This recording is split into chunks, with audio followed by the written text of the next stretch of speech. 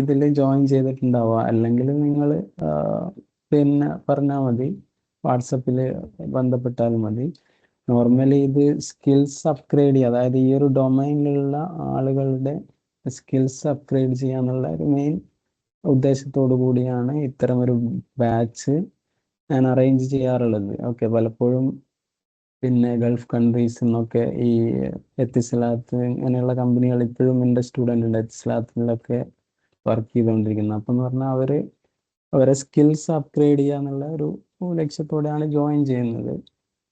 പിന്നെ എന്നെ കുറിച്ച് പറയുകയാണെങ്കിൽ എൻ്റെ പേര് ഫൈസൽ. ഞാൻ ഏകദേശം 10 വർഷത്തിലധികം ഇൻഡസ്ട്രിയിൽ വർക്ക് ചെയ്ത് പരിചയമുള്ള ആളാണ്. 7 വർഷം ബഹ്റൈനിലുള്ള MA കറാഫി ആൻഡ് സൺസ് എന്ന കമ്പനിയിൽ നെറ്റ്വർക്ക് ആൻഡ് സെക്യൂരിറ്റി എഞ്ചിനീയർ ആയിരുന്നു. അതിനുശേഷം നമുക്കറിയാം NTT ഡാറ്റ, ജപ്പാൻ ബേസ്ഡ് കമ്പനിയായ NTT ഡാറ്റയിൽ സീനിയർ നെറ്റ്വർക്ക് എഞ്ചിനീയർ ആയിട്ട് വർക്ക് ചെയ്തു. അതിനുശേഷമാണ് ഞാൻ ഈ ട്രെയിനിങ് ഫീൽഡിലേക്ക് വരുന്നത്. ട്രെയിനിങ്ങിൽ തന്നെ ഇപ്പോൾ 2 വർഷത്തിലധികമായി ഈ ഒരു ഫീൽഡിൽ വർക്ക് ചെയ്തുകൊണ്ടിരിക്കുന്നു.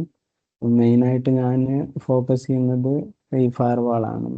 അത് കൂടാതെ ഞാൻ CCNP സെക്യൂരിറ്റി, CCNP എൻ്റർപ്രൈസ്, പാലോ ആൾട്ടോ, FortiGate, FTD ഇത്തരം ഫയർവാൾസും WLC ഇതൊക്കെ കോഴ്സ് പ്രൊവൈഡ് ചെയ്യുന്നുണ്ട്. ഓക്കെ, അപ്പോൾ നമ്മൾ ഇന്ന് നേരത്തെ പറഞ്ഞതുപോലെ നമ്മൾ ആ ഒരു ഡെമോ സെഷൻ നമുക്ക് സ്റ്റാർട്ട് ചെയ്യാം. ഓക്കെ,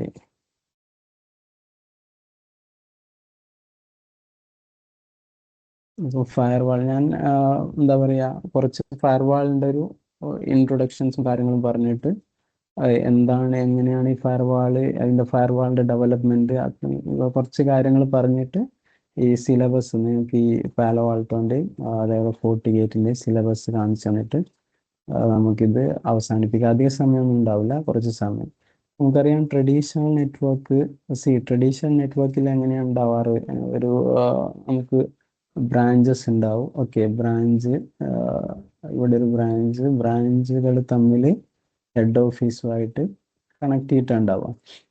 പണ്ട് കാലത്തൊക്കെ സെക്യൂരിറ്റിക്ക് വേണ്ടിയിട്ടും ഈ ക്വാളിറ്റി ഓഫ് സർവീസ് ഒക്കെ പ്രൊവൈഡ്, അല്ലെങ്കിൽ മാക്സിമം ക്വാളിറ്റി ഓഫ് സർവീസ് ഒക്കെ കിട്ടാൻ വേണ്ടിയിട്ട് അവർ യൂസ് ചെയ്തിരുന്നത് MPLS മെത്തേഡായിരുന്നു. MPLS നമുക്കറിയാം ക്വാളിറ്റി ഓഫ് സർവീസും പ്രൊവൈഡ് ചെയ്യും, ഹൈലി സെക്യൂർഡ് ആണ്.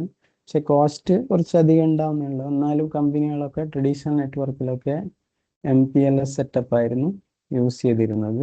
ഓക്കെ, ബ്രാഞ്ചിൽ നിന്ന് ഹെഡ് ഓഫീസിലേക്ക് MPLS കണക്ഷൻ ആയിരുന്നു. ഇപ്പം ഹെഡ് ഓഫീസിലാണ് കമ്പനികളുടെ സെർവറും കാര്യങ്ങളും. ഇപ്പം എൻ്റെ കമ്പനി XYZ എന്നുള്ള കമ്പനി ആണെങ്കിൽ അതിൻ്റെ AD server, file server, DHCP server ഇതൊക്കെ ഹെഡ് ഓഫീസിലുണ്ടാവും. അപ്പോൾ ഇവർക്ക് ആവശ്യമായ, ഇവിടെ ഇരിക്കുന്ന യൂസേഴ്സിന് ആവശ്യമായ ഫയലൊക്കെ അവരെന്ത് ചെയ്യും, ഹെഡ് ഓഫീസിലെ സെർവറിൽ പോയി ആക്സസ് ചെയ്യും.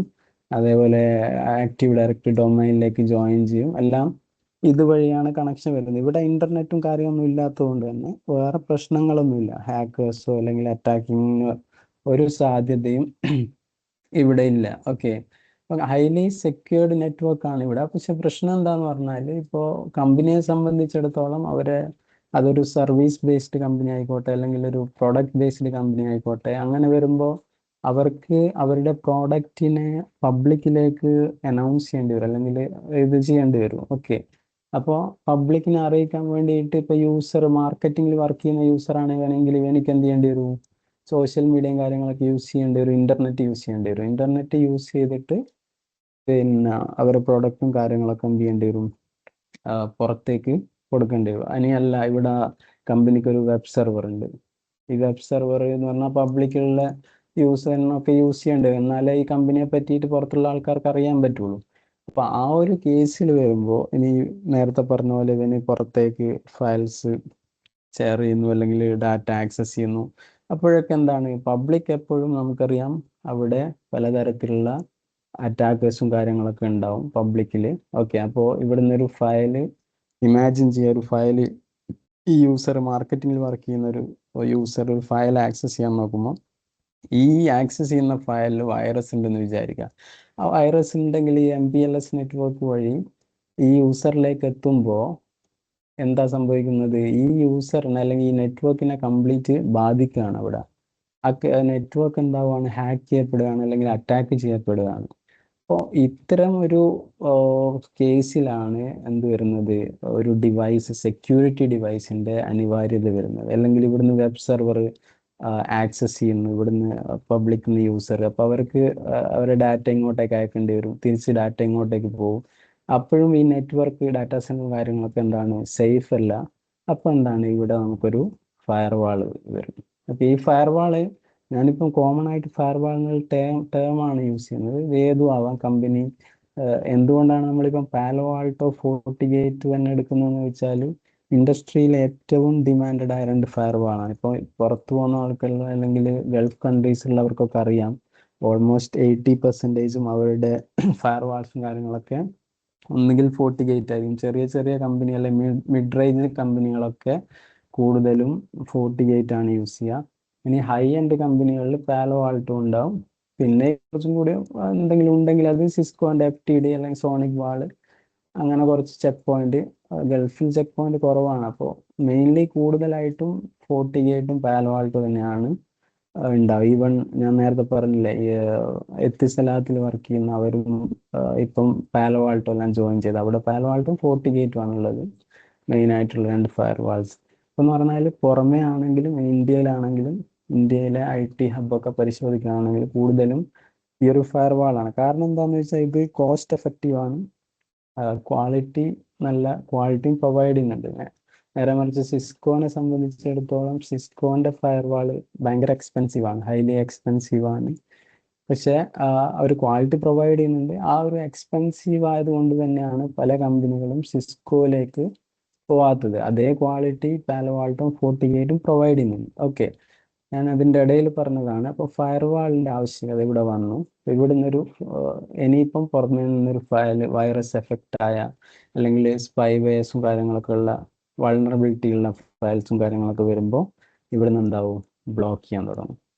ഓക്കെ, ഉള്ളിലേക്ക് വരാതെ ഈ നെറ്റ്വർക്കിന് എന്ത് ചെയ്യും, പ്രൊട്ടക്റ്റ് ചെയ്യാൻ തുടങ്ങും. ഓക്കെ, ഇനി സി ഇതിപ്പോൾ ഞാൻ പറഞ്ഞൊരു സിംഗിൾ കേസ് ഞാൻ പറഞ്ഞു. ഇപ്പോൾ ഈ ഒരു മാർക്കറ്റിംഗ് യൂസേഴ്സിന് അവരുടെ പ്രോഡക്റ്റ് എല്ലാം പബ്ലിഷ് ചെയ്യാൻ വേണ്ടിയിട്ട് ഇന്റർനെറ്റ് ആക്സസ് വേണ്ടി വരും. പക്ഷേ കാലം കുറെ കഴിഞ്ഞപ്പോൾ എന്തായി എന്ന് പറഞ്ഞാൽ എല്ലാം ഡെവലപ്ഡ് ആയി. ഈ മൈക്രോസോഫ്റ്റിൻ്റെ തന്നെ നമുക്കറിയാം ഓഫീസ് 365, ഈ ബിസിനസ് ആപ്ലിക്കേഷൻസ് ഉണ്ട്, Excel. നേരത്തെ കമ്പനികളൊക്കെ പെർപ്പച്വൽ ലൈസൻസ് ആയിരുന്നു ഉപയോഗിച്ചത്, പെർമനന്റ് ആയിട്ടുള്ള ഓഫീസ് പ്രൊഫഷണൽ. നമുക്കറിയാം 2019 16, ഇപ്പോൾ ഏതാ 25, അങ്ങനെ കുറെ, പിന്നെ 21, ഇങ്ങനെ കുറെ എന്താണ് പ്രൊഫഷണൽ ആപ്ലിക്കേഷൻ ഉണ്ടായിരുന്നു ഓഫീസിന്റെ തന്നെ. പക്ഷെ അത് അറ്റ് എ ടൈം പർച്ചേസ് ആണ്, അറ്റ് എ ടൈം എത്ര കൊല്ലത്തേക്ക് അതിന്റെ ലൈസൻസ് എനിക്ക് ഓർമ്മയില്ല. അത് പെർമനന്റ് ആണോ എന്ന് അറിയില്ല. പെർമനന്റ് ആണെങ്കിൽ ഭയങ്കര കോസ്റ്റ് ആണ്. ഓക്കെ, വൺ ടൈം പേയ്മെന്റ് ആണെങ്കിൽ, അതേപോലെ അപ്ഡേറ്റ് ഒക്കെ എപ്പോഴെങ്കിലും വരും. പക്ഷെ കമ്പനികൾ, ഈ മൈക്രോസോഫ്റ്റ് ഒക്കെ ഇപ്പം എന്താ ചെയ്തതെന്ന് പറഞ്ഞാൽ അവരൊരു സബ്സ്ക്രിപ്ഷൻ മെത്തേഡ് കൊണ്ടുവന്നു. സബ്സ്ക്രിപ്ഷൻ മെത്തേഡിൽ ഒരുപാട് അഡ്വാൻറ്റേജ് ഉണ്ട്. നമ്മളെ എക്സ്പെൻസ് എന്തായി, മന്ത്ലി ഒരു പേയ്മെന്റ് ആണ്. നമ്മൾ എത്ര യൂസർ ഉണ്ട് അതിനനുസരിച്ച് പേയ്മെന്റ് ചെയ്യുക, മന്ത്ലി ചെയ്താൽ മതി. അത് പിന്നെ അതേപോലെ അപ്ഡേറ്റും കാര്യങ്ങളൊക്കെ പിന്നെ എന്താ റെഗുലർ ആയിട്ട് അപ്ഡേറ്റ് കിട്ടും. സെക്യൂരിറ്റി പാച്ചും കാര്യങ്ങളൊക്കെ എല്ലാം എന്തായി, സെക്യൂർഡ് ആയി. അപ്പോൾ കമ്പനികളും എന്തായി, കമ്പനികൾക്കും കൂടുതൽ അതെന്തായി, ഒരു കംഫർട്ടായി തോന്നി. നേരത്തെയുള്ള ആ ഒരു വലിയൊരു എമൗണ്ട് ചിലവാക്കുന്നതിന് പകരം മന്ത്ലി ഇത്ര ഒരു എമൗണ്ട് യൂസ് ചെയ്യുന്നതിനനുസരിച്ച്, എത്ര യൂസർ ഉണ്ടോ അവർക്കനുസരിച്ച് നമുക്ക് എന്ത് ചെയ്യാന്ന് പറഞ്ഞാൽ ലൈസൻസ് പർച്ചേസ് ചെയ്യാവുന്ന ഒരു അവസ്ഥയിലേക്ക്, ക്ലൗഡിലേക്കെല്ലാം കമ്പനികളും മിക്ക കമ്പനികളും മാറാൻ തുടങ്ങി. അപ്പൊ അങ്ങനെ മാറുമ്പോൾ തന്നെ എന്തായി എന്ന് പറഞ്ഞാൽ, ഇപ്പൊ ഇവർക്ക് ഇവിടുന്ന് യൂസേഴ്സിനൊക്കെ ഒരു ഫയൽ ഓപ്പൺ ചെയ്യണം, ഇപ്പൊ ഇവർക്ക് Excel ഓപ്പൺ ചെയ്യണം, വേർഡ് ഓപ്പൺ ചെയ്യണം. അങ്ങനെയൊക്കെ വരുമ്പോൾ എന്താ, ഇന്റർനെറ്റിന്റെ ആവശ്യകത. കാരണം സബ്സ്ക്രിപ്ഷൻ ബേസ്ഡ് ആണ്, എപ്പോഴും ഇതെന്തായി ആക്റ്റീവായി തന്നെ കിടക്കണം. നമ്മളെ കണക്ഷൻ പിന്നെ ഇന്റർനെറ്റുമായി അല്ലെ 365 ക്ലൗഡുമായിട്ട് ചെക്ക് ചെയ്തിട്ട് ലൈസൻസ് ആക്റ്റീവ് ആണെന്ന് അവർ ചെക്ക് ചെയ്യും. അപ്പം എന്ന് പറഞ്ഞാൽ ഇന്റർനെറ്റ് യൂസേജ് എന്തായി, എല്ലാവർക്കും ആവശ്യമായി. ഇനി വൺ ഡ്രൈവ് വന്നു, നമ്മളെ ഫയൽ നമുക്കൊരു വൺ ഡ്രൈവിൽ സ്റ്റോറേജ്. ഇനി എല്ലാ ഇമെയിൽ വന്നു, മൈക്രോസോഫ്റ്റ് ഓഫീസ് 365ന്റെ എക്സ്ചേഞ്ച് വന്നു, എക്സ്ചേഞ്ച് സെർവർ എന്ന് പറഞ്ഞാൽ ഇമെയിലും കാര്യങ്ങളൊക്കെ 365 വന്നു. അപ്പോൾ ഇവരെ ഇമെയിൽ, കമ്പനീൻ്റെ ഇമെയിലൊക്കെ അങ്ങനെ മൂവ് ചെയ്യാൻ തുടങ്ങി 365ലേക്ക്. അപ്പോൾ എപ്പോഴും എന്തായി, കൂടുതലും ഇന്റർനെറ്റ് കണക്ഷൻ ആവശ്യമുള്ള രീതിയിലേക്ക് മാറി. ബ്രാഞ്ചിലുള്ള എല്ലാ യൂസർക്കും ഇന്റർനെറ്റ് കണക്ഷൻ്റെ ആവശ്യം വന്നു. അപ്പം എന്തായി എന്ന് പറഞ്ഞാൽ, നേരത്തെ MPLS വഴി ട്രാഫിക് വലിയ രീതിയിൽ പോയിരുന്നില്ല. ഡാറ്റാ സെന്ററിന് അവർക്ക് ആവശ്യമായ കാര്യങ്ങളും അല്ലെങ്കിൽ ഹെഡ് ഓഫീസിന് അവർക്ക് ആവശ്യമായ കാര്യങ്ങളും മാത്രം file server, AD server, DHCP server, ഇത് അവർ ആവശ്യമുള്ളത് ഇവിടുന്ന് യൂസ് ചെയ്യുന്നു. ഇന്റർനെറ്റ് ആക്സസ് വേണ്ട ഒന്നോ രണ്ടോ യൂസർ പുറത്തേക്ക് പോകുന്നു. പക്ഷെ ഇപ്പം അങ്ങനെയല്ല, യൂസർക്കെല്ലാം ഇന്റർനെറ്റ് ആക്സസ് വേണ്ട ഒരു അവസ്ഥ വന്നപ്പോൾ MPLS ലൈനിൻ്റെ യൂസേജും കൂടി. MPLS ലൈനിൻ്റെ യൂസേജ് കൂടി എന്ന് പറഞ്ഞാൽ ബാൻഡ് വിഡ്ത്ത് കൂടുതൽ ആവശ്യം വന്നാൽ നമ്മൾ ISPക്ക് എന്ത് ചെയ്യേണ്ടി വരും, പേയ്മെന്റ് കൂടി. MPLSനും നോർമലി MPLS എക്സ്പെൻസീവ് ആണ്, സെക്യൂർഡ് ആണെങ്കിൽ പോലും അത് ഭയങ്കര എക്സ്പെൻസീവ് ആണ്. അപ്പം പേയ്മെന്റ് കൂടി. ഇന്റർനെറ്റ് ആക്സസ് ചെയ്യുന്ന സമയത്തൊക്കെ MPLS നെറ്റ്വർക്ക് വഴി പോകേണ്ട വന്നു എല്ലാ ട്രാഫിക്കിനും. അപ്പം എന്ന് പറഞ്ഞാൽ കമ്പനികൾക്ക് അത്രത്തോളം ഒരു എക്സ്പെൻസ് കൂടുമ്പോൾ അവരെന്ത് ചെയ്തു, ഇതിനൊരു ആൾട്ടർനേറ്റ് സൊല്യൂഷൻ എന്ന രീതിയിലാണ് എന്ത് വരുന്നത്, കമ്പനിയുടെ ഹെഡ് ഓഫീസിലേക്ക് പോകുന്നതിന് വേണ്ടിയിട്ട് അവർ MPLS യൂസ് ചെയ്യുക. ബാക്കി ഇന്റർനെറ്റ് ട്രാഫിക് ഒക്കെ എന്ത് ചെയ്യുക, ഇന്റർനെറ്റ് വഴി ഓരോ ബ്രാഞ്ചിലും ഡയറക്റ്റ് ഇന്റർനെറ്റിലേക്ക് പോകാൻ വേണ്ടി വേറെ ഒരു പാൻ കണക്ഷൻ എടുക്കാം. ഇങ്ങനെ വന്നപ്പോൾ എന്തായി, ഇവരെ ക്ലൗഡിലേക്ക് പോകേണ്ട അല്ലെങ്കിൽ ഇന്റർനെറ്റിലേക്ക് പോകേണ്ട ട്രാഫിക് ഒക്കെ ഇതുവഴി പോകണം, MPLS വഴി പോകുന്നതൊക്കെ, അല്ലെങ്കിൽ ഹെഡ് ഓഫീസിലേക്ക് പോകേണ്ട ട്രാഫിക് ഒക്കെ MPLS വഴി പോകണം. അപ്പോൾ MPLSന്റെ യൂസേജ് ഹെഡ് ഓഫീസിന്റെ ആവശ്യത്തിലേക്ക് മാത്രം വന്നു. പക്ഷെ ഇവിടെ പ്രശ്നം വന്നു വീണ്ടും. ഇന്റർനെറ്റിൽ നിന്ന് ഇവിടുന്ന് ഇപ്പോൾ യൂസർ ഇന്റർനെറ്റിലേക്ക് ഇങ്ങനെ പോകുമ്പോൾ നേരത്തെ പറഞ്ഞ പോലെ ഫയലിൽ എന്തെങ്കിലും വൈറസും കാര്യങ്ങളും വരുമ്പോൾ ഈ നെറ്റ്വർക്കിന്, ബ്രാഞ്ചിന് മൊത്തത്തിൽ എന്തായി, അത് ബാധിക്കാൻ തുടങ്ങി. നേരത്തെ പറഞ്ഞ പോലെ വൈറസ് വന്നാൽ നെറ്റ്വർക്കിന് എഫക്റ്റ് ആവും, അല്ലെങ്കിൽ വൾണറബിലിറ്റി അല്ലെങ്കിൽ പിന്നെ സ്പൈവെയർ ഒക്കെ പുറത്തുനിന്ന് വരുമ്പോൾ എന്താവാൻ തുടങ്ങി, നെറ്റ്വർക്ക് കംപ്ലീറ്റ് അറ്റാക്ക് ആവും. അപ്പോൾ ഇവിടെയും എന്തായി, ഫയർവാളിൻ്റെ ആവശ്യം വന്നു. അപ്പം ബ്രാഞ്ചിൽ ഫയർവാൾ, ഇപ്പോൾ ഫോർ എക്സാമ്പിൾ 20 ബ്രാഞ്ച് ഉണ്ടെങ്കിൽ ആ 20 ബ്രാഞ്ചിൽ ഇപ്പം ഫയർവാളായി, ഹെഡ് ഓഫീസും ഫയർവാളായി, 20 ബ്രാഞ്ചിലും ഫയർവാളായി. പക്ഷെ ഇവിടെ ഓക്കെ, പിന്നെ ഇങ്ങനെ ഒരു സെറ്റപ്പ് കുഴപ്പമൊന്നുമില്ല. പക്ഷെ ഇവിടെ ബ്രാഞ്ചിൻ്റെ എണ്ണം ഇപ്പോൾ 100 ബ്രാഞ്ച് ഉണ്ടെങ്കിൽ 100 ബ്രാഞ്ചിലും എന്ത് വേണ്ടി വരും, ഫയർവാൾ വേണ്ടി വരും. അപ്പോൾ 100 ഫയർവാള് അത്രത്തോളം പിന്നെ എക്സ്പെൻസ് കമ്പനിക്ക് അത് കൂടിയിട്ട് വരും. കാരണം അത്ര 100 ഫയർവാൾ വാങ്ങുക എന്ന് പറഞ്ഞാൽ ചെറിയ എമൗണ്ട് ഒന്നല്ല, വലിയ എമൗണ്ട് തന്നെ ആവും. അതിന് ആൾട്ടർനേറ്റീവായി വേറൊരു സൊല്യൂഷൻ വരുന്നുണ്ട്. അതിന് മുമ്പ് ഒരു 10-20 ബ്രാഞ്ചൊക്കെ ആണെങ്കിൽ കമ്പനികൾക്ക് പ്രശ്നമൊന്നുമില്ല. ഈ ഒരു സെറ്റപ്പ്, എല്ലാ ബ്രാഞ്ചിലും ഒരു ഫയർവാള്, പിന്നെ ഇവിടെ ഒരു ഫയർവാള്, ഇനി ഈ 20 ബ്രാഞ്ചിനെ കൺട്രോൾ ചെയ്ത്, ഇപ്പം എന്ന് പറഞ്ഞാൽ 20 ബ്രാഞ്ചിലും എന്തെങ്കിലും ഒരു പോളിസി കോൺഫിഗർ ചെയ്യണം, അല്ല എന്തെങ്കിലും ഒരു കോൺഫിഗർ ചെയ്യണമെങ്കിൽ ഞാൻ 20 ബ്രാഞ്ചിലും വേറെ തന്നെ കയറണം. ഓരോ ബ്രാഞ്ചിലെ ഫയർവാളിൽ കയറിയിട്ട് ആവശ്യമായ പോളിസി കൊടുക്കേണ്ടി വരും. പക്ഷെ അത് കുറച്ചും കൂടി ടാസ്ക് ആണ്, ഇങ്ങനെ മാറി മാറി കാര്യമെന്നുള്ളത്. അപ്പം അതിനു വേണ്ടി വേറൊരു സൊല്യൂഷൻ അവർ കൊണ്ടുവന്നു. ഈ 21 ഫയർവാളിനെയും അല്ലെങ്കിൽ എത്ര ഫയർവാൾ ഉണ്ടെങ്കിലും അതിനെ മാനേജ് ചെയ്യാൻ വേണ്ടിയിട്ട് അവരെന്ത് ചെയ്തു, ഒരു സെൻട്രലൈസ്ഡ് മാനേജ്മെന്റ് കൊണ്ടുവന്നു. അത് നമുക്ക് വേണമെങ്കിൽ ഹെഡ് ഓഫീസിൽ അത് കൊടുക്കാം. ഇപ്പം പാലോ ആൾട്ടോന്റെ കേസിൽ വരുന്നതാണ് പനോരമ, അത് നമ്മൾ ഈ സിലബസിലുണ്ട്. ഓക്കെ, അതേപോലെ FortiGate ആണെങ്കിൽ എന്താണ്, ഫോർട്ടി മാനേജർ. ഓക്കെ, അപ്പം ഫോർട്ടി മാനേജർ ഉപയോഗിച്ചിട്ട് നമുക്ക് ഈ കംപ്ലീറ്റ് FortiGateന്റെ ഫയർവാളിനെ മാനേജ് ചെയ്യാം. ഇനി ഇവിടെയുള്ള കംപ്ലീറ്റ് പാലോ ആൾട്ടോ ആണെങ്കിൽ പനോരമ ഉപയോഗിച്ചിട്ട് ഒരൊറ്റ പോയിന്റിൽ ഇരുന്നുകൊണ്ട് ഒരു സെൻട്രലൈസ്ഡ് മാനേജ്മെന്റ് എന്നുള്ള രീതിയിൽ ഇവിടെ ഇരുന്നുകൊണ്ട് തന്നെ എനിക്ക് എന്ത് ചെയ്യാം, എല്ലാ ഫയർവാളിനെയും കൺട്രോൾ ചെയ്യാം. ഓരോ ഫയർവാൾ ഈ പനോരമയിൽ കയറിയിട്ട് ഓരോ ഫയർവാളിലേക്ക് ആവശ്യമായ പോളിസി പുഷ് ചെയ്യാം, അതിൻ്റെ സോഫ്റ്റ്വെയർ അപ്ഡേറ്റ് ചെയ്യാം. അപ്പം എങ്ങനെ എന്തും നമുക്ക് എന്ത് ചെയ്യാൻ പറ്റും, ഒരു സെൻട്രലൈസ്ഡ് മാനേജ്മെന്റിൽ ഇരുന്നുകൊണ്ട് ചെയ്യാൻ പറ്റും. അപ്പോൾ നമ്മൾ ഫയർവാൾ വന്നു, അതിനുശേഷം മൾട്ടിപ്പിൾ ഫയർവാളിനെ കൺട്രോൾ ചെയ്യാൻ വേണ്ടിയിട്ട് ഒരു സെൻട്രലൈസ്ഡ് മാനേജ്മെന്റ് കൊണ്ടുവന്നു. ഇപ്പോൾ ഇതിപ്പം FortiGate ആണെങ്കിൽ FortiGate വന്നു, ഫോർട്ടി മാനേജറും വന്നു. ഇതിപ്പം പാലോ ആൾട്ടോ ആണെങ്കിൽ പാലോ ആൾട്ടോ വന്നു, അതേപോലെ പനോരമയും വന്നു. അപ്പം എന്ന് പറഞ്ഞാൽ ഇവിടെ നേരത്തെ ഞാനും പറഞ്ഞു, ഇത് ചെറിയ അല്ലെങ്കിൽ ഒരു 100 ബ്രാഞ്ചുള്ള അവർക്കും പ്രശ്നമൊന്നുമില്ല ഇങ്ങനെ സെറ്റ് ചെയ്യുന്നുണ്ട്. പക്ഷെ ഇത് എക്സ്പെൻസീവ്. ചില കമ്പനികളൊക്കെ പൈസ അവർക്ക് പ്രശ്നമില്ല എന്നാണെങ്കിൽ ഓക്കെ ഈ ഒരു സെറ്റപ്പ് എന്ത് ചെയ്യാം, അവർക്ക് പ്രശ്നമൊന്നുമില്ലെങ്കിൽ ഇതേ സെറ്റപ്പ് യൂസ് ചെയ്തിട്ട് എന്ത് ചെയ്യാം എല്ലാ ബ്രാഞ്ചിലും ഫയർവാൾ കൊണ്ടുവന്നിട്ട് ചെയ്യുന്നതിന് പ്രശ്നമൊന്നുമില്ല. പക്ഷെ എല്ലാ കമ്പനികൾക്കും ചിലപ്പോൾ ഇത്രത്തോളം പിന്നെ എക്സ്പെൻസ് അവർക്ക് ഇത് ചെയ്യാൻ പറ്റിയെന്ന് വരില്ല. അപ്പൊ അതിന് ഇവർ തന്നെ കമ്പനികൾ എന്ത് ചെയ്തു എന്ന് പറഞ്ഞാൽ വേറൊരു സൊല്യൂഷൻ കൊണ്ടുവന്നു. ആ സൊല്യൂഷൻ ഇതിപ്പോ നേരത്തെ ഈ MPLS ഇപ്പൊ എന്തായി, ഓരോ ബ്രാഞ്ചിലും MPLS കണക്ഷൻ വന്നു, ഒരു ഡയറക്റ്റ് കണക്ഷൻ വന്നു. ട്രാഫിക്കിനെ സ്വിച്ച് ചെയ്യാൻ വേണ്ടി MPLSലേക്ക് പോകാനുള്ളത് ഇങ്ങോട്ടും, ഇന്റർനെറ്റിലേക്ക് പോകാനുള്ളത് ഇന്റർനെറ്റിലേക്കും പിന്നെ പോകാൻ വേണ്ടിയിട്ട് ഇതിന്റെ ഉള്ളിൽ നമുക്ക് എന്ത് ചെയ്യാം, ഫയർവാളിന്റെ ഉള്ളിൽ SD-WAN, നമ്മൾ വാൻ ലിങ്ക് സെലക്ട് ചെയ്യാനുള്ള ഓപ്ഷൻ നമുക്ക് എന്താണ് ഇതെന്ത് ചെയ്യുക, SD-WAN കോൺഫിഗർ ചെയ്തിട്ട് അത് ഏത് ട്രാഫിക്കാണ്, എങ്ങോട്ടേക്ക് പോകുന്ന ട്രാഫിക്കാണ് അതിനനുസരിച്ച് ഡിസിഷൻ എടുക്കും. അപ്പോൾ ഇതിൽ നമ്മളിപ്പോൾ സിലബസിൽ SD-WAN വരുന്നുണ്ട്. ഓക്കെ, ഇതിപ്പോൾ പാലോ ആൾട്ടോന്റെ കേസിൽ PAN-OS SD-WAN വരും, FortiGateന്റെ 40OS SD-WAN വരും. അതിനുശേഷം ഞാൻ പറഞ്ഞില്ലേ കുറച്ചും കൂടി എന്തായി കാലങ്ങൾ പോയപ്പോൾ നേരത്തെ പറഞ്ഞ പോലെ കുറച്ചും കൂടി എക്സ്പെൻസ് കുറക്കാൻ വേണ്ടിയിട്ട് അവർ വേറൊരു ടെക്നോളജി കൊണ്ടുവന്നു. അതാണ് സാസി എന്നൊക്കെ പറയും, പ്രിസ്മ SD-WAN എന്നൊക്കെ പറയും. പാലോ ആൾട്ടോന്റെ കേസിൽ അല്ലെങ്കിൽ FortiGate സാസി, അതായത് ഒരു ക്ലൗഡ് മാനേജ്മെന്റ് സിസ്റ്റം കൊണ്ടുവന്നു. അപ്പോൾ നേരത്തെ പോലെ തന്നെ ബ്രാഞ്ചും കാര്യങ്ങളൊക്കെ തന്നെ പിന്നെ പക്ഷെ ഇവിടെ ഒരു MPLS അവിടെ കിടക്കുന്നുണ്ട്. ഓക്കെ, MPLS നേരത്തെ പറഞ്ഞ പോലെ അവിടെ കിടക്കുന്നുണ്ട്.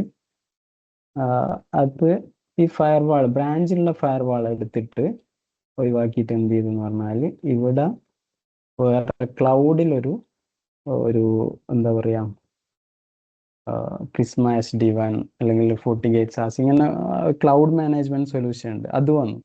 അത് വന്നപ്പോൾ എന്തായി എന്ന് പറഞ്ഞാൽ ഇവിടുന്ന് ഇവിടുത്തെ ഫയർവാൾ ഒഴിവായി. ഓക്കെ, ഇവിടുത്തെ ബ്രാഞ്ചിലെ ഫയർവാളൊക്കെ ഒഴിവായി. ഇവിടത്തേക്ക് ടണൽ ക്രിയേറ്റ് ചെയ്യും. ഇവർ തമ്മിൽ ഹെഡ് ഓഫീസും ഇതൊക്കെ ടണലായിരിക്കും. ഓക്കെ, അതായത് സെക്യൂർഡ് കമ്മ്യൂണിക്കേഷൻ ആണ് ഇത് തമ്മിൽ നടക്കുക, ഒക്കെ നമ്മൾ പഠിക്കും. പിന്നെ അതേപോലെ ഈ പ്രിസ്മന്റെ ഇതിലെന്ത് വന്നു എന്ന് പറഞ്ഞാൽ ഇവിടെ ഇതിൻ്റെ ഉള്ളിൽ ഇത് FortiGateന്റെ നേരത്തെ പറഞ്ഞ പോലെ പോളിസി, FortiGateന്റെ കംപ്ലീറ്റ് ഫീച്ചറും നമുക്ക് ഇവിടെ കോൺഫിഗർ ചെയ്യാൻ പറ്റും ഇതിൻ്റെ ഉള്ളിൽ കയറിയിട്ട്. അതേപോലെ ഇത് SD-WAN നേരത്തെ പറഞ്ഞ പോലെ ഡാറ്റാ സെന്ററിലേക്ക് പോകുന്ന ട്രാഫിക് അല്ലെങ്കിൽ ഹെഡ് ഓഫീസിലേക്ക് പോകുന്നത് MPLS വഴി റൗട്ട് ചെയ്യും. ഇനി ഇന്റർനെറ്റിലേക്ക് പോകുന്നതാണെങ്കിൽ പിന്നെ ഇന്റർനെറ്റിലേക്ക് റൗട്ട് ചെയ്യും. അപ്പോൾ SD-WANും കാര്യങ്ങളും അതും എന്തായി പിന്നെ ഇതിൻ്റെ ഉള്ളിൽ വന്നു, പ്രിസ്മ SD-WANന്റെ ഉള്ളിൽ ഇന്റഗ്രേറ്റ് ചെയ്തു. അതേപോലെ ഫയർവാൾ ഇവിടുന്ന് ഒരു ഫയല് നേരത്തെ പറഞ്ഞ ഇവിടുന്ന് യൂസർ ആക്സസ് ചെയ്യുമ്പോൾ ഇവിടെ എന്തായി ഫയർവാളിന്റെ ഫീച്ചേഴ്സും കാര്യങ്ങളൊക്കെ വൈറസ് ഉണ്ടെങ്കിൽ ഇവിടുന്ന് ബ്ലോക്ക് ചെയ്യാൻ തുടങ്ങി. അതായത് ആ ഫയർവാളിന്റെ ഫംഗ്ഷനും SD-WANന്റെ ഫംഗ്ഷനും രണ്ടും കൂടി ഈ ഒരു ക്ലൗഡ് മാനേജ്മെന്റിലേക്ക് വന്നു. അപ്പൊ എന്തായി, നേരത്തെ 100 ബ്രാഞ്ചിലും ഫയർവാൾ വാങ്ങുന്നതിന് പകരം ഈ ഒരൊറ്റ ക്ലൗഡ് മാനേജ്മെന്റ് ഇത് വാങ്ങിയിട്ട് നമുക്ക് എന്ത് ചെയ്യാൻ പറ്റും, ബ്രാഞ്ചിനൊക്കെ അതിലേക്ക് കണക്ട് ചെയ്തിട്ട് കമ്മ്യൂണിക്കേഷൻ സെക്യൂർഡ് ആക്കാൻ പറ്റും. കൂടുതൽ എന്തായി സിമ്പിളായി കൊണ്ടുവന്നു കാര്യങ്ങളൊക്കെ. അപ്പോൾ ഇതിലിപ്പോൾ ഞാൻ പറഞ്ഞതുപോലെ നമ്മൾ എന്തൊക്കെ പഠിക്കും എന്ന് പറഞ്ഞാൽ ഫയർവാളിനെ കുറിച്ച് പഠിക്കും. അത് ഫയർവാളിനെ കുറിച്ച് പഠിക്കും എന്ന് പറഞ്ഞാൽ പാലോ ആൾട്ടോ ആദ്യം ഒരു ഫയർവാൾ പഠിക്കും, അതിനുശേഷം രണ്ടാമത്തെ ഫയർവാൾ പഠിക്കും. അത് പിന്നെ ഈ ഫയർവാളിനെ മാനേജ് ചെയ്യാൻ വേണ്ടി സെൻട്രലൈസ്ഡ് മാനേജ്മെന്റ് പറഞ്ഞു. പാലോ ആൾട്ടോന്റെ കേസിൽ നമ്മൾ പനോരമ അത് പഠിക്കും. FortiGateന്റെ കേസിലാണെങ്കിൽ ഫോർട്ടി മാനേജർ പഠിക്കും. അതേപോലെ നമ്മൾ പറഞ്ഞു സിംഗിളായിട്ട് ബ്രാഞ്ചിൽ ഫയർവാൾ വരുന്ന കേസിൽ ഈ ട്രാഫിക്കിനെ ഐഡന്റിഫൈ ചെയ്തിട്ട് റൗട്ട് ചെയ്യുന്നില്ലേ SD-WANന്റെ കോൺസെപ്റ്റ്. അതായത് ഹെഡ് ഓഫീസിലേക്ക് പോകുന്നത് MPLS വഴിയും പിന്നെ ഇന്റർനെറ്റിലേക്ക് പോകുന്നത് വാനിലേക്കും ഡയറക്റ്റ് ചെയ്യാൻ വേണ്ടിയിട്ട് ഇതിലൊരു എന്ത് ചെയ്തു SD-WAN അപ്പോൾ എന്നുള്ളൊരു ഫീച്ചർ ഉണ്ടായിരുന്നു. PAN-OS SD-WAN പഠിക്കും. അതേപോലെ FortiGateന്റെ ഉള്ളിലുള്ള SD-WAN അതും പഠിക്കും. ഓക്കെ, അതേപോലെ നേരത്തെ അവസാനമായി പറഞ്ഞ സെൻട്രലൈസ്ഡ് മാനേജ്മെന്റ് ഉള്ള ഒരു ലേറ്റസ്റ്റ് ആയിട്ടുള്ള ടെക്നോളജീൻ്റെ കാര്യങ്ങളും ഇതിൽ നമ്മൾ പഠിക്കും. അപ്പോൾ ഇത്രയും കാര്യങ്ങളാണ് ഇതിൽ മെയിനായിട്ട് പിന്നെ വരുന്നത്. അപ്പോൾ SD-WANും കാര്യങ്ങളൊക്കെ മെയിനായിട്ട് FortiGate PAN-OS SD-WANും പിന്നെ ക്ലൗഡ് മാനേജ്മെൻറ്റിന് കുറച്ച് കാര്യങ്ങൾ ബേസിക്സ് പറഞ്ഞത്. ഓക്കെ, മെയിനായിട്ട് ഈ FortiGate SD-WAN, PAN-OS SD-WAN, അതേപോലെ പനോരമ, FortiManager, FortiGate, പാലോ ആൾട്ടോ, ഈ സംഭവങ്ങളാണ് നമ്മൾ ഈ ഒരു കോഴ്സിൽ നിന്ന് പഠിക്കുക. ഓക്കെ, ഇതിൻ്റെ സിലബസ് വരുന്നത് എന്താണെന്ന് വെച്ചാൽ ഞാൻ കാണിച്ചു തരുന്നുണ്ട്. സിലബസ് ഇപ്പോൾ രണ്ടിനും സെപ്പറേറ്റ് ആയിട്ടുള്ള സിലബസ് ഉണ്ട്.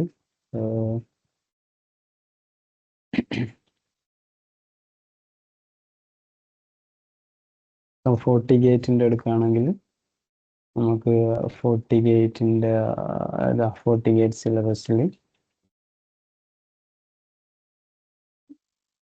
നമുക്ക് ഇത്രയും കാര്യം: common networking terms, security terms, identify malware, introduction to firewall technology. പിന്നെ ഇതൊക്കെ നമ്മൾ കോൺഫിഗറേഷൻ കാര്യങ്ങളൊക്കെ ചെയ്യുന്നത് EVNG എന്നുള്ള ഒരു എന്താ പറയുക വിർച്വലൈസേഷൻ ടെക്നോളജി, VMwareൻ്റെ ഉള്ളിലുള്ള ഒരു ഈവിൽ ചെയ്യാം, അല്ലെ GNS3 ചെയ്യാം. നമ്മളെ കംഫർട്ടിനനുസരിച്ച് നമുക്ക് എന്ത് ചെയ്യാം, കാര്യങ്ങൾ, ഇമേജും കാര്യങ്ങളൊക്കെ എന്ത് ചെയ്യാം, അപ്ലോഡ് ചെയ്യാം. ഓക്കെ, ഇതാണ് ഫയർവാൾ ടെക്നോളജി. പിന്നെ firewall dashboard, firewall initial working lab, FortiGateൻ്റെ interface, zone, VLAN, zone lab, one armed sniffer, redundant interface, aggregate interface, virtual wire, ഇങ്ങനെ ഒരുപാട് ടോപ്പിക്. ഡൈനാമിക് റൗട്ടിങ്ങിൽ BGP, OSPF, RIP വരും, ഫയർവാൾ പോളിസി വരും, പിന്നെ NAT വരും, MAC അഡ്രസ് ഫിൽറ്ററിങ് വരും, അങ്ങനെ ലൈസൻസും കാര്യങ്ങളൊക്കെ ആക്ടിവേറ്റ് ചെയ്യുന്ന കാര്യങ്ങൾ വരും, DHCP വരും, DHCP റിലേ ഏജന്റ് വരും, ആൻറ്റിവൈറസ് പ്രൊഫൈല്, പിന്നെ വെബ് ഫിൽറ്ററിങ് പ്രൊഫൈല്. നമ്മളെ ഈ വൈറസും കാര്യങ്ങളൊക്കെ ബ്ലോക്ക് ചെയ്യാൻ വേണ്ടിയിട്ട് നമ്മൾ ഒരുപാട് പ്രൊഫൈലും കാര്യങ്ങളൊക്കെ കോൺഫിഗർ ചെയ്യും. ഇൻട്രൂഷൻ പ്രിവെൻഷൻ, പിന്നെ അതേപോലെ firewall inspection mode, NGFW mode, ഒരുപാട് കാര്യങ്ങൾ, NAT കാര്യങ്ങൾ, FortiGate, ഹൈ അവൈലബിലിറ്റി, പിന്നെ AD FortiGateൻ്റെ ഓതൻറ്റിക്കേഷൻ കാര്യങ്ങൾ, AD സെർവറായിട്ട്, പിന്നെ IPsec, VPN, അത് റീസ്റ്റോർ, പിന്നെ SNMP കോൺഫിഗറേഷൻ, സിസ്ലോഗ്, ഇതൊക്കെ FortiGateൽ വരും. അത് കഴിഞ്ഞിട്ട് നമ്മൾ നേരത്തെ പറഞ്ഞ പോലെ FortiGateൻ്റെ ഒപ്പം വരുന്ന FortiManagerഉം അതേപോലെ SD-WANും കാര്യം, ഇൻട്രൊഡക്ഷൻ, SD-WAN കോമ്പണൻസ്, SD-WAN. ഞാൻ സോറി, സ്ക്രീൻ ഷെയർ ചെയ്തില്ലേ. ഓക്കെ, ഇതേപോലെ SD-WANൻ്റെ കേസിൽ introduction, SD-WAN components, SD-WAN design principle, basic terminology, underlay, overlay, പിന്നെ ആവശ്യമായ എന്താ പറയുക ഇമേജും കാര്യങ്ങളൊക്കെ EVNGയിൽ, പിന്നെ SD-WAN lab setup, firewall initial configuration CLI വഴി, backup and restore, equal cost multipath, ECMP lab, load balancing, routing lab, basic software defined rules, strategy, load balancing, manual strategy, best quality, ഇങ്ങനെ ഒരുപാട് SD-WANുമായി റിലേറ്റ് ചെയ്തിട്ടുള്ള SD-WAN monitoring and diagnostic, SD-WAN configuration through CLI. പിന്നെന്താണ്, ഇത് എവിടെ നിന്ന് കാണാൻ പറ്റും, ഇൻട്രൊഡക്ഷൻ ടു ഫോർട്ടിനൈറ്റ് FortiManager.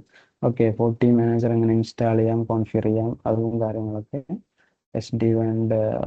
പിന്നെ ബാക്കി കാര്യങ്ങൾ, cryptography, symmetric, internet IP, VPN, AD-VPN, redundant site to site. Okay, SD-WAN zones, members. ഇപ്പോൾ SD-WAN റിലേറ്റഡ് ആയിട്ട് ഇത്രയും ടോപ്പിക്സും കാര്യങ്ങളും നിങ്ങൾ ഈ ഒരു കോഴ്സിൽ പഠിക്കും. ഇതേപോലെ തന്നെ ഫയർവാൾ, പാലോ ആൾട്ടോ ഫയർവാളിൻ്റെ സിലബസും എനിക്ക് ഇവിടെ കാണാൻ പറ്റും.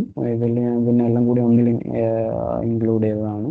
നേരത്തെ പറഞ്ഞ പോലെ ഇനീഷ്യൽ കോൺഫിഗറേഷൻ, GNS3യിൽ, EVNGയിൽ എങ്ങനെ കോൺഫിഗർ ചെയ്യാം, പിന്നെ administration, DNS, licence activation, initial lab, interface, zone, admin account, virtual router, എല്ലാ പ്രോട്ടോക്കോളും, routing protocol, security policy, profile, anti spyware, URL filtering, WildFire. അതായത് നിങ്ങൾ കംപ്ലീറ്റ് ഈ എന്താ ഇതിന് ഡീപ്പായിട്ട് തന്നെ ഈ രണ്ട് ഫയർവാളും, SSL forward proxy, layer 2 deployment, service route, user ID, Palo Alto LDAP integration, firewall app ID, VPN theory, site to site global protect, backup restore, captive portal, net flow, SNMP, radius, link aggregation, policy. പിന്നെ നേരത്തെ പറഞ്ഞ ഒരുപാട് പാലോവാൾട്ടോ ഉണ്ടാകുമ്പോൾ അതിനെ control ചെയ്യാൻ വേണ്ടിയിട്ടുള്ള panorama, അതിൻ്റെ കോൺഫിഗറേഷൻസും കാര്യങ്ങളും, അതിൻ്റെ മോഡ്സ്, ഇനീഷ്യൽ കോൺഫിഗറേഷൻ, ഫയർവാൾ എങ്ങനെ പനോരമയിൽ ആഡ് ചെയ്യാം, പനോരമ ടെംപ്ലേറ്റ്സ് കാര്യങ്ങൾ, ഓക്കെ, സെക്യൂരിറ്റി പോളിസി എങ്ങനെ പുഷ് ചെയ്യാം, കാര്യങ്ങൾ എന്ത് ചെയ്യും ഇതിലും വരും. ഓക്കെ, അതുപോലെ പാനോസ് HDN അതിൻ്റെ കോൺസെപ്റ്റും കാര്യങ്ങളൊക്കെ പാലോവാൾട്ടോയിൽ വരും. ഇത്രയും കാര്യങ്ങളാണ് സിലബസിൽ വരുന്നത്. വളരെ ഡീപ്പായിട്ടുള്ളൊരു സിലബസ് തന്നെയാണ് ഇതിൽ നിങ്ങൾക്ക് ഉണ്ടാവുക. ഓക്കെ, പിന്നെ അപ്പോൾ ഇതിൽ നിങ്ങൾക്ക് ഇപ്പോൾ എന്താണ് എന്തെങ്കിലും സംശയം കാര്യങ്ങളുണ്ടെങ്കിൽ ചോദിക്കാൻ. ഞാൻ ഓൾറെഡി വീഡിയോസ് റെക്കോർഡ് ചെയ്തിട്ടുണ്ട്. 10-25-30 ആൾക്കാർ എൻക്വയറി ചെയ്തിരുന്നു. പക്ഷേ എന്തുകൊണ്ടാണെന്നറിയില്ല, ചിലപ്പം പുറത്തൊക്കെ മഴയും യുദ്ധത്തിൻ്റെ പ്രശ്നങ്ങളൊക്കെ പറയുന്നുണ്ട്. അതുകൊണ്ടൊക്കെ ലേറ്റ് ആയതും കാര്യങ്ങളൊക്കെ ആവാം. എന്തായാലും പിന്നെ നിങ്ങൾ എന്ത് ചെയ്യുക, ഞാൻ റെക്കോർഡിങ് അയച്ചു തരാം. നിങ്ങൾക്ക് ഇതുമായി ബന്ധപ്പെട്ട് എന്തെങ്കിലും ഡൗട്ട്സും കാര്യങ്ങളും ഉണ്ടെങ്കിൽ ഇപ്പം ചോദിക്കാം. ഓക്കെ, ഇല്ലെങ്കിൽ നിങ്ങൾ വാട്സപ്പിൽ ബന്ധപ്പെടാം. ഇത്രയും കാര്യങ്ങളാണ് ഈ ഒരു നമ്മളെ ഈ കോഴ്സിൽ വരുന്നത്. ഇപ്പോൾ സെക്യൂരിറ്റി ഫീൽഡിലേക്ക് മൂവ് ചെയ്യുന്നവർ അല്ലെങ്കിൽ നെറ്റ്വർക്കിംഗ് ഫീൽഡിൽ വർക്ക് ചെയ്യുന്ന എന്തായാലും ഏത് കമ്പനിയിൽ എടുത്താലും നിങ്ങൾക്ക് ഈ 2 ഫയർവാൾ കാണാൻ പറ്റും. ഇതില്ലാതെ ഒരു കമ്പനി 95% ഇല്ല എന്ന് തന്നെ പറയാൻ പറ്റും. പാലോവാൾട്ടോ, ഫോർട്ടിഗേറ്റ്. ഇനി നിങ്ങൾക്ക് ഒരു ഫയർവാൾ മാത്രമാണ് പഠിക്കേണ്ടതെങ്കിൽ അതും ചെയ്യാം. ഓക്കെ, രണ്ടും ആണെങ്കിൽ രണ്ടും ചെയ്യാം. രണ്ടും കൂടി ആകുമ്പോൾ ഒരു ഓഫർ പ്രൈസ് എന്നുള്ള രീതിയിലാണ് 25-ന് ഞാൻ പറഞ്ഞത്. ഓക്കെ, നിങ്ങൾക്ക് ഒന്ന് മതിയെങ്കിൽ അതിനനുസരിച്ച് നമുക്ക് എന്ത് ചെയ്യാം, ഫീസ് അഡ്ജസ്റ്റ് ചെയ്യാൻ പറ്റും. ഓക്കെ, അപ്പോൾ ഇതൊക്കെയാണ് ഇതിൽ വരുന്നത്. ഇപ്പോൾ നിങ്ങൾക്ക് എന്തെങ്കിലും ചോദിക്കാനുണ്ടെങ്കിൽ, നിങ്ങൾക്ക് വർക്ക് ചെയ്യുന്നവരായിരിക്കും വിചാരിക്കുന്നത് ഫ്രഷേഴ്സ് ഉണ്ടെങ്കിൽ കുഴപ്പമൊന്നുമില്ല. പക്ഷെ ഫ്രഷേഴ്സിന് ഈ ഒരു ഫീൽഡിലേക്ക് വരുന്നതാണെങ്കിൽ ആരോ ചോദിച്ചിരുന്നു 2 ആൾക്കാർ നോൺ IT ബാക്ക്ഗ്രൗണ്ടിൽ നിന്ന് വരുന്നവരാണെന്ന് പറഞ്ഞു. നോൺ IT ബാക്ക്ഗ്രൗണ്ടിൽ നിന്ന് വരുന്നവരാണെങ്കിൽ ഞാൻ അവരോട് പറഞ്ഞത് നിങ്ങൾ ബേസ് ആയിട്ട് CCNA പഠിക്കണം, അതിനുശേഷം ഇത് രണ്ടും പഠിച്ചാൽ ഓക്കെ ആണെന്നുള്ള രീതിയിൽ പറഞ്ഞിട്ടുണ്ട്. അതും നമുക്ക് എന്ത് ചെയ്യാം, CCNAയും ഇത് രണ്ടും എന്നുള്ള രീതിയിൽ പഠിക്കേണ്ടവരാണെങ്കിൽ ഒരു 30 രൂപക്ക് അതും ചെയ്തു കൊടുക്കാൻ പറ്റും. അതും ഞാൻ പറഞ്ഞിട്ടുണ്ട്. ഓക്കെ, അപ്പം നിങ്ങൾക്ക് ഇതിൽ എന്തെങ്കിലും ഡൗട്ട്സും കാര്യങ്ങളൊക്കെ ഉണ്ടെങ്കിൽ ചോദിക്കാം. ഇല്ലെങ്കിൽ നമുക്ക് എന്ത് ചെയ്യാം, വൈൻഡപ്പ് ചെയ്യാം. ക്ലാസ്സും കാര്യങ്ങളൊക്കെ നൈറ്റ് ടൈമിലാണ് ഉണ്ടാവുക. കൂടുതലും വർക്ക് ചെയ്യുന്ന ആളുകളായതുകൊണ്ട് തന്നെ ആ ഒരു ടൈമാണ് പ്രിഫർ ചെയ്യുന്നത്. അത് 9:30 ആ ഒരു ടൈമിന് മിക്കവാറും ഉണ്ടാവുക. ഓക്കെ, വേറെ എന്തെങ്കിലും ചോദിക്കാനുണ്ടോ?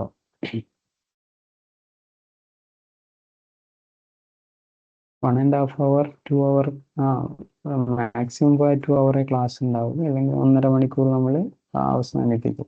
ഓക്കെ, എന്തെങ്കിലും ഡിലേയും കാര്യങ്ങളും ഉണ്ടെങ്കിൽ 2 hours പോകുള്ളൂ. ഡേവിസ് ജോജോ പറഞ്ഞു. Yes, good afternoon. സോറി, ഇതിനകത്ത് എങ്ങനെയാണ് ടൈം ഷെഡ്യൂൾ? നമ്മുടെ നാട്ടിലെ സമയം രാത്രി 9:30 പ്ലാൻ ചെയ്യുന്നത്. നാട്ടിലെ സമയമാണ് ഒരു 9:30 പറഞ്ഞ നൈറ്റ് 9:30 ആ ഒരു ടൈം. 9:30 കാരണം ഗൾഫിലുള്ളവർക്ക് ഒരു സൗകര്യപ്രദം എന്നുള്ള രീതിയിലാണ് നമ്മൾ ടൈം പറയുന്നത്. ഓക്കെ, ഇവിടുത്തെ 9:30 ആവും. UAE-ലാകുമ്പോൾ എത്ര 8 ആവും. 8 അതെ. ഇതിപ്പോ നിങ്ങൾ VM-ലായിരിക്കും ചെയ്യുന്നുണ്ടാവുക.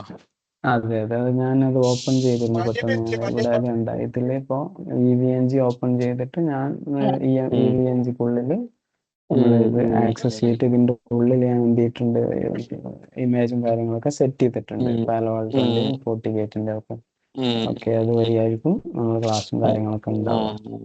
അപ്പൊ ഇത് അൺലൈസൻസ്ഡ് ആണോ? ലൈസൻസ് ഇംപ്ലിമെന്റേഷൻ കാര്യങ്ങളൊക്കെ നിങ്ങൾ പറഞ്ഞൊരു എല്ലാ ഫുൾ ജസ്റ്റ് ഒരു ഡെമോ വെർഷൻ ആയിരിക്കും ഫോർട്ടിഗേറ്റിന്റെ ഒക്കെ? എങ്ങനെയായിരിക്കും ക്ലാസ് ഒക്കെ കംപ്ലീറ്റ് റിസൾട്ട് ഓറിയന്റഡ് ആയിട്ട് നിങ്ങൾക്ക് എല്ലാം റിസൾട്ട് തന്നെ കാണിച്ചു തരും. ഓക്കെ, ഓരോ ടോപ്പിക് എടുക്കുമ്പോഴും അതിന്റെ റിസൾട്ട് അടക്കം കാണിച്ചു തരും. ഓക്കെ, അതൊന്നും ഒരു പ്രശ്നമില്ല. നമുക്ക് വളരെ സിമ്പിൾ. പാക്കറ്റ് ഫ്ലോ അടക്കം ഞാൻ പറയും.